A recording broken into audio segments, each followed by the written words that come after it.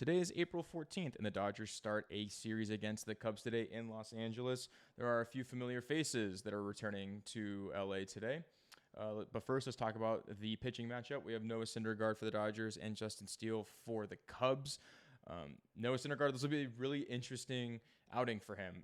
I think this is going to be kind of the barometer for what we can expect for him going forward. Is he the guy we got in the first outing where his command was on point?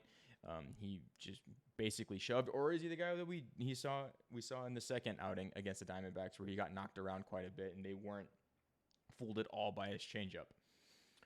For Justin Steele, he's a young left-hander. He's had a great start to 2023. He's allowed one run over 12 innings. He's a two-pitch pitcher, really. He throws a four-seam fastball about 55% of the time, and then a slider a little above 35%. And I think he shows a changeup and a sinker or a curveball. I can't remember off the top of my head.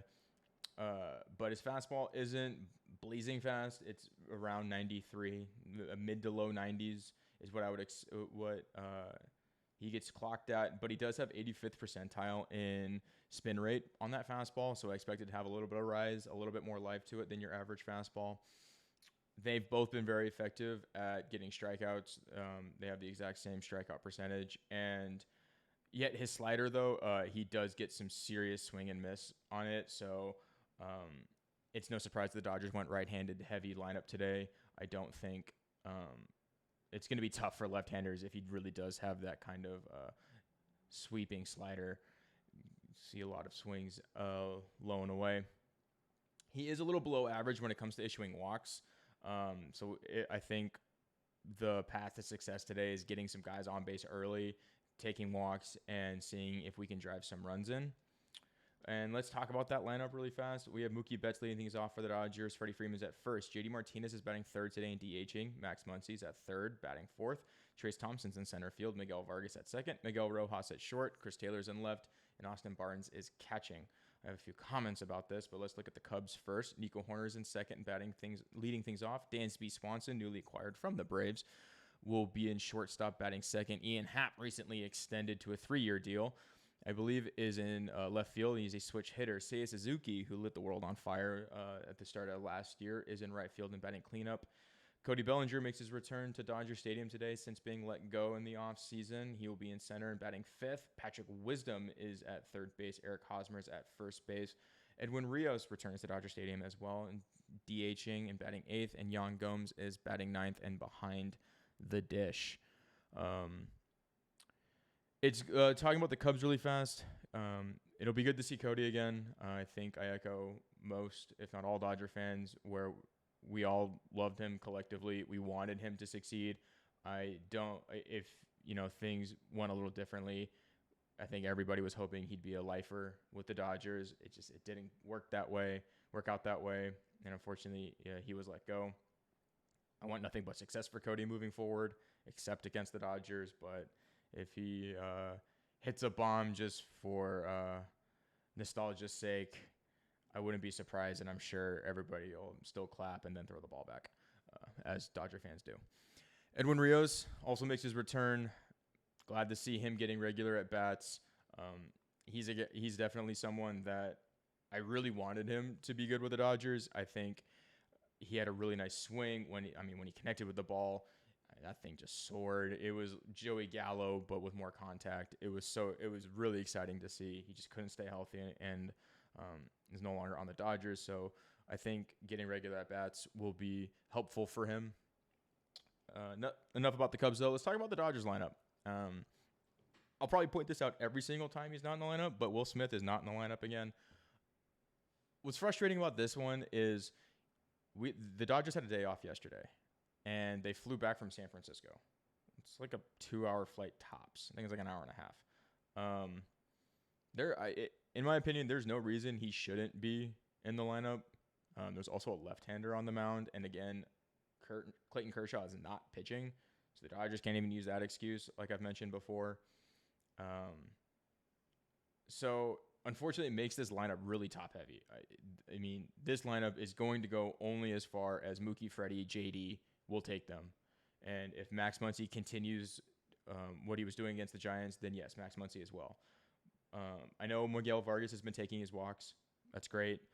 That should pair well with against Justin Steele, who has had a little bit of command issues. So maybe we can see Miggy get on base a few times via walk. But I mean, 7, 8, and 9. Off the top of my head, those three don't equal Mookie's batting average. Miguel Rojas is batting the low 100s. Chris Taylor's, I think, batting 96. And I don't think Austin Barnes has even gotten on base this year. So, I mean, that's a black hole of all black holes. We used to complain about, the pitcher being a black hole. I mean, 7, 8, and 9 at the plate is kind of brutal today. So, it is very top heavy. I don't know if the Dodgers are going to be able to produce a lot of runs, which is going to put a lot of pressure on Syndergaard today. That being said, thankfully the bullpen is available because everybody in the bullpen is available because of the day off.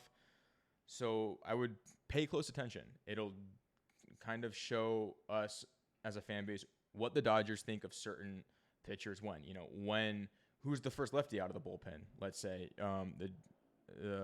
let's say the Cubs are starting an inning and it's Belly, Wisdom, Hosmer, and a left hand's coming out. Is it Vesia? Is it Caleb Ferguson? That kind of gives some insight into who they like at left-handed. If it's close late, who's coming out of the pen first, who's coming, in big spots. So just keep an eye on that. I think it'll show us moving forward kind of what that hierarchy is of, okay, they want this guy in the highest of leverage and this guy just to eat some innings. But yeah, I think it's gonna rely heavily on the pitching, and I can't wait for the Dodgers to absolutely annihilate Justin Steele, and I just eat crow on this.